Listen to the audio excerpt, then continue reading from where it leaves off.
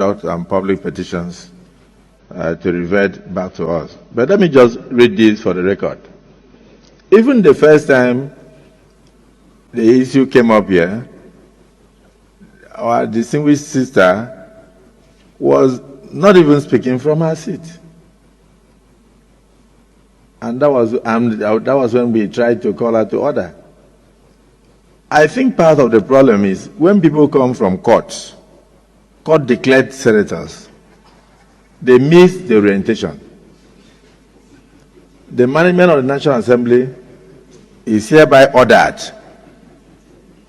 to organize periodic orientation, particularly for senators who are midstreamers, who can midstream and did not start when their colleagues started. Because I remember that this particular senator, on the day she was sworn in, raised her hand to speak.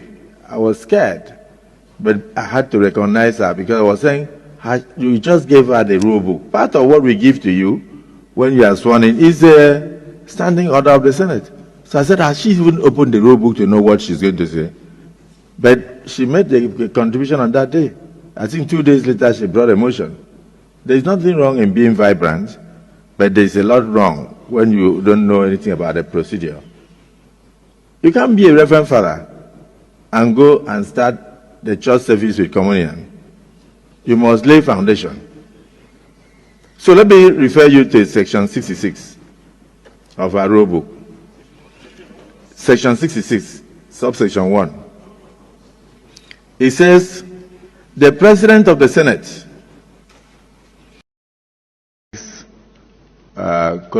Yes.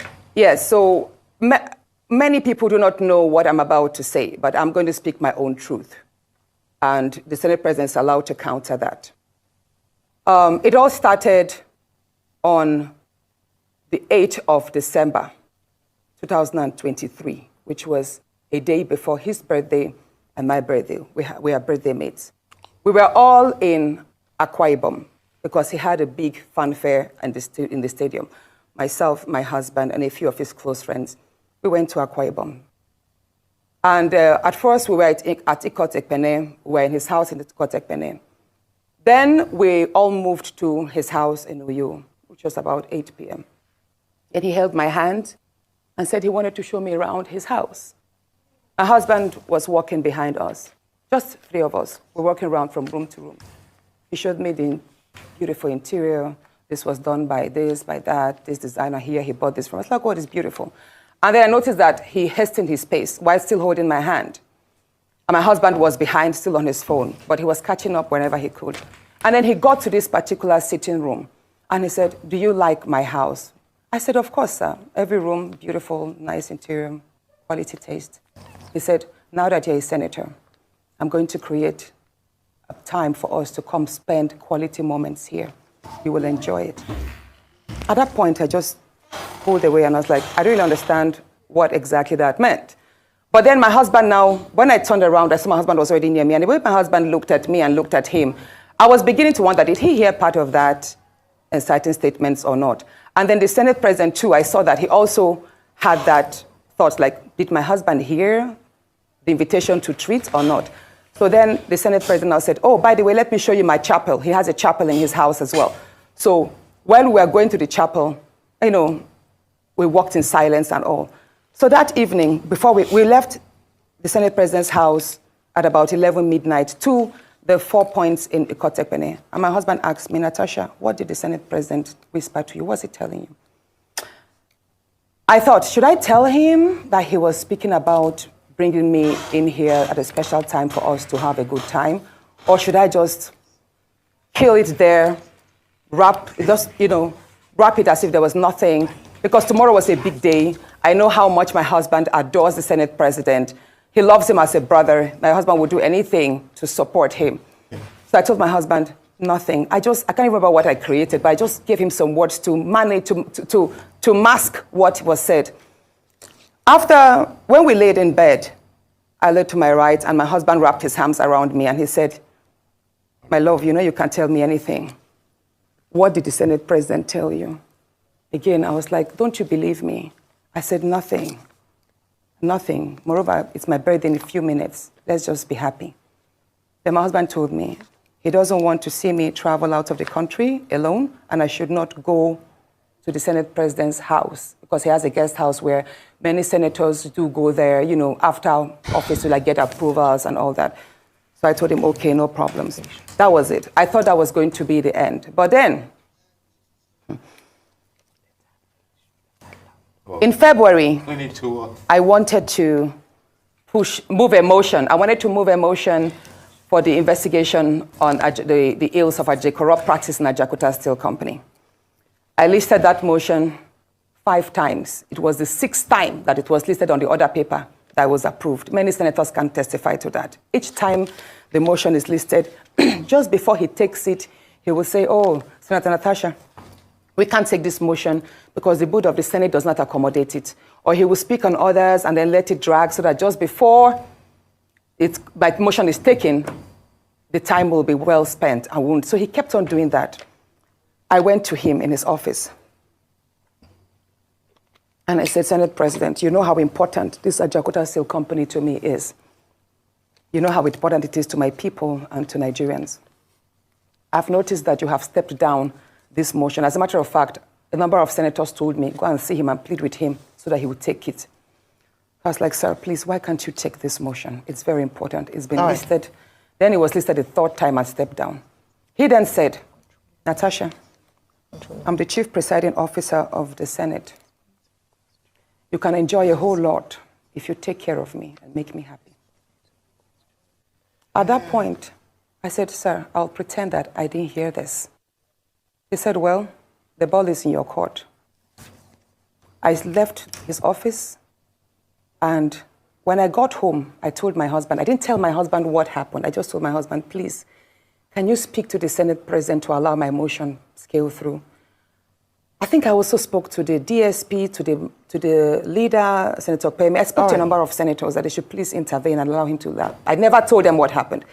My husband had to take a trip to London. Then the Senate President traveled to London.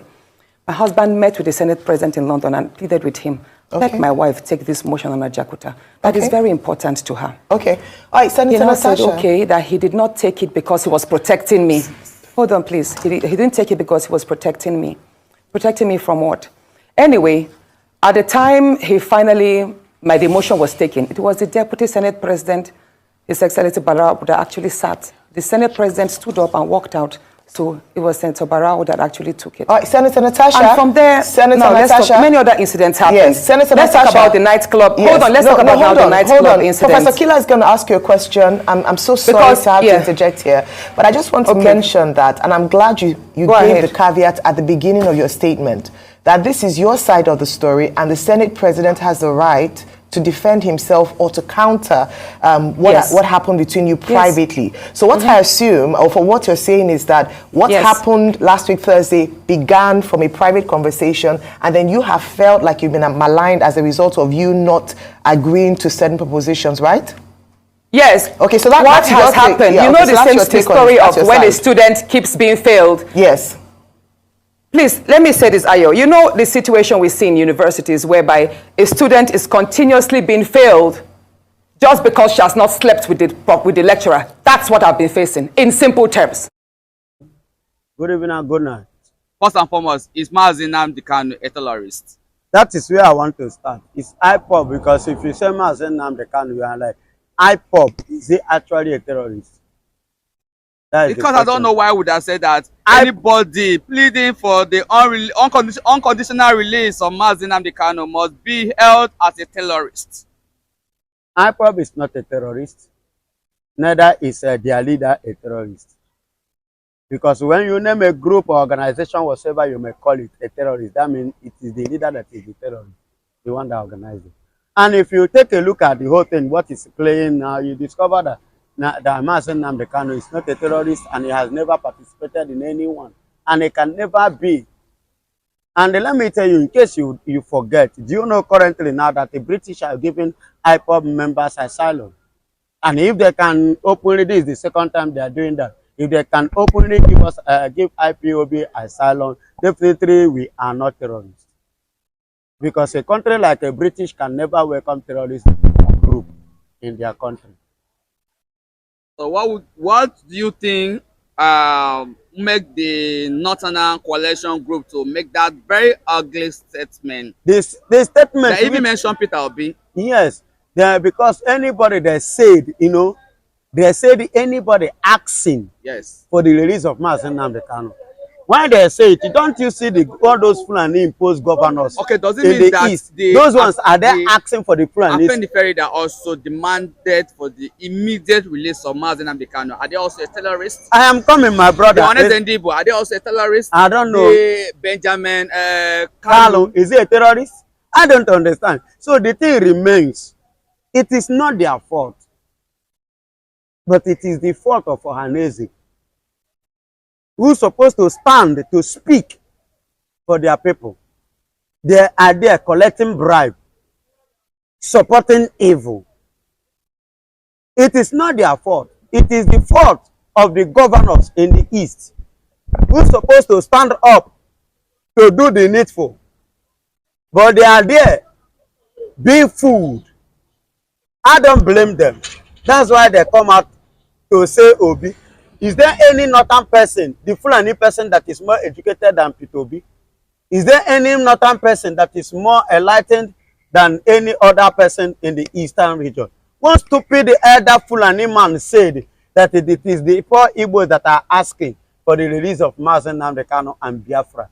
And I asked him, I replied to him yesterday, now Oga, you are a fool. How many Igbo children do you see that goes out and beg for food? How many of their children did you see on the streets of Nigeria begging for survival, begging for food? You say they are poor. You that is rich, your children is outside begging for food. Me and you, who better? And you open your dirty mouth. I don't know whether you don't see all these Fulani teeth. They know they brush mouth. The only person where their house go know how to do clean up. They look at them, see, then just watch them. You understand? You have the audacity to talk when I'm talking. You have audacity to refer me. Do you know the meaning of terrorist? Do you know the meaning of terrorist? Because they are allowed in this country, you that is a total stranger. Then you have the guts to call me a terrorist. You have the guts to come and say Nnamdi Kanu a terrorist. Who gave you the impetus to do that? Because Nigeria is a country that have admitted as a terrorist country and they welcome terrorists. That is why you people are messing up. Because if it is a country, look at what has happened against C.D.S. Musa and his cabinet. Don't you see the mess? They have messed them up because of what? This kind of things that is going on in the country. You cannot invite somebody like C.D.S. Musa and turn him. All right, good morning, my esteemed viewers. This Kacee 360 TV. Here with me is Mr. Matthew. We are in the street of Lagos to get people reaction on the trending issues concerning politics. Mr. Matthew, good morning, sir. Good morning. Thank you for having me. I've been a constant reviewer on this platform, Kacee 360 TV. Of course, this is one of the best platforms you can get what is happening in Nigerian political landscape. And we always keep it real on this platform. Thank you very much, Mr. Kacee. All right, thank you, Mr. Matthew.